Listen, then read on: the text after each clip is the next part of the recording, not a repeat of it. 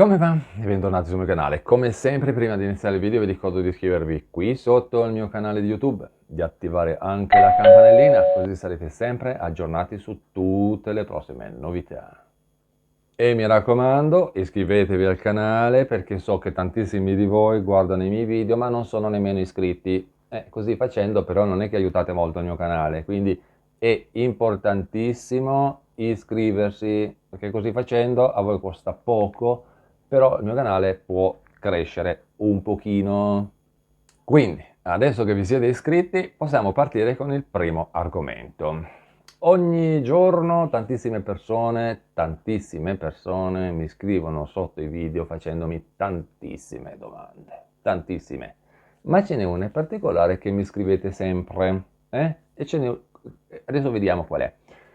Quali prestazioni o sostegni si possono chiedere che sono dedicate alle persone e famiglie che non hanno all'interno del nucleo familiare delle persone con disabilità oppure con persone con più di 60 anni di età? Questa domanda è un classico delle domande. Allora, ho riassunto qui in questa parte alcune cosine interessanti. Però prima di iniziare, prima di continuare, ascoltate quello che devo dirvi. Qui sotto a questo video, nella descrizione, trovate il collegamento al mio sito.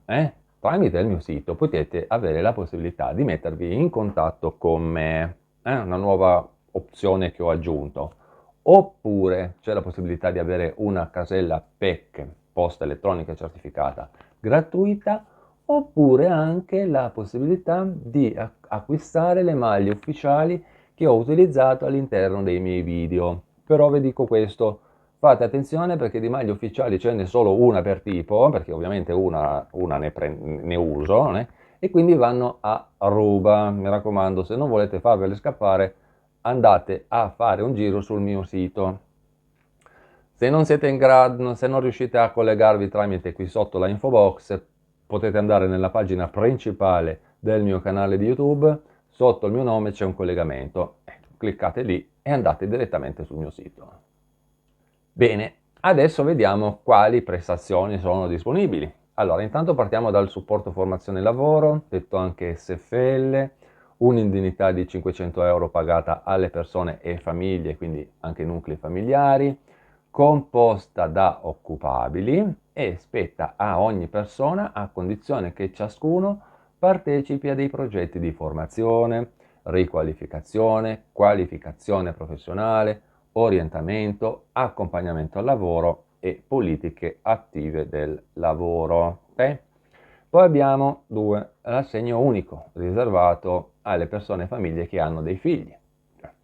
Poi abbiamo ancora, c'è tutta una serie di sussidi e sostegni che si possono richiedere agli enti locali, come per esempio al vostro comune oppure alla vostra regione. Ovviamente dovete vivere in quel comune e vivere in quella regione, cioè questo manca a dirvelo.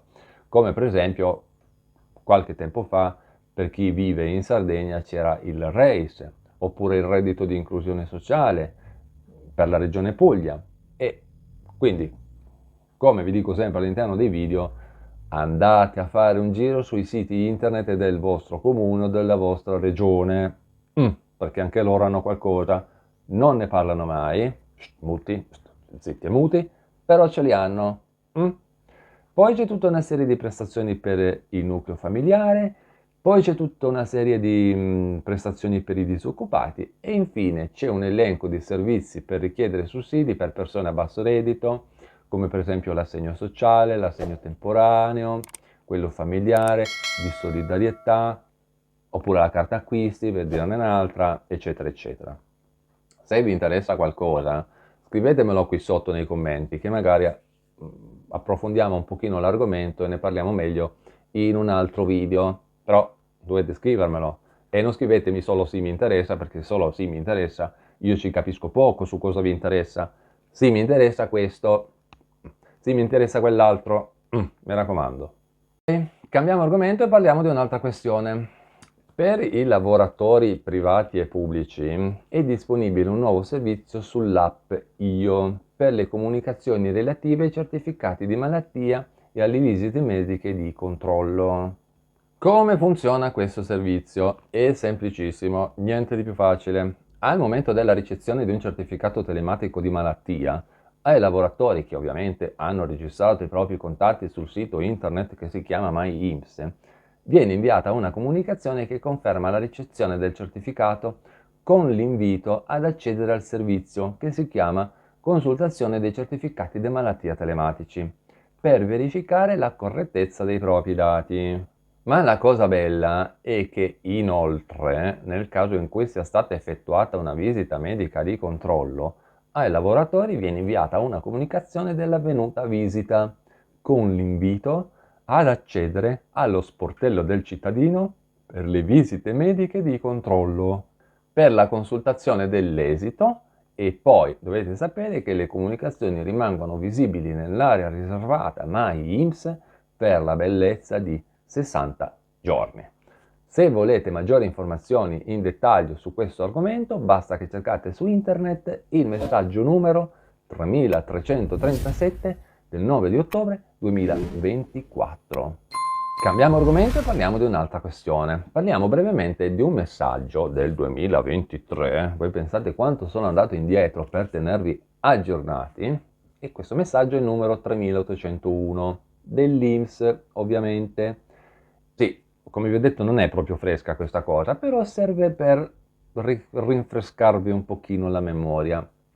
Allora, la la modalità di domanda precompilata per richiedere la NASPI adesso è disponibile anche dai patronati. Infatti il messaggio dell'INPS dice che con riferimento a un progetto che si chiama reingegnerizzazione della NASPI e di SCOL, perché ne ho già parlato tanto, ma ve lo dico ancora qua, no? Perché dovete sapere che il discorso NASPI di SCOL è un po' cambiato, adesso si fa la domanda della NASPI, puoi andare sul SISL, fare le cose, ma hanno un po' complicato un po' così le cose, non più di tanto fortunatamente, anche perché la NASPI era la cosa più semplice che c'era, e però ovviamente vogliono che ci iscriviamo tutti a sto benedetto SISL. Mi stava scappando un'altra parola. Comunque, questa cosa qua fa parte di questo progetto appunto che si chiama reingegnerizzazione della NASPI di SCOL e viene comunicato il rilascio in via sperimentale del nuovo servizio di domanda rivolto a tutti gli istituti di patronato per l'accesso alla nuova assicurazione sociale per l'impiego, quindi stiamo parlando proprio della NASPI. Questa nuova procedura di richiesta è già disponibile online per tutti i cittadini da un bel già da un bel po', perché questa cosa è del 2023, quindi è già da un bel po' che gira. Quindi quando dopo un periodo di sperimentazione questa modalità diventerà definitiva, servirà per presentare la domanda per l'indennità di disoccupazione. Bene, con questo è tutto, vi ricordo ancora che qui sotto nella descrizione del video trovate il collegamento al mio sito dove potete mettervi in contatto con me, più tante altre cose che vi ho già detto prima. Okay? Quindi vi consiglio vivamente di andarci a fare un giro sul sito, importantissimo. Con questo è tutto, io vi ringrazio per avermi guardato, vi ricordo di iscrivervi qui sotto al mio canale di YouTube, di attivare anche la campanellina così sarete sempre aggiornati su tutte le prossime novità. E noi ci vediamo in un prossimo aggiornamento. A presto, ciao!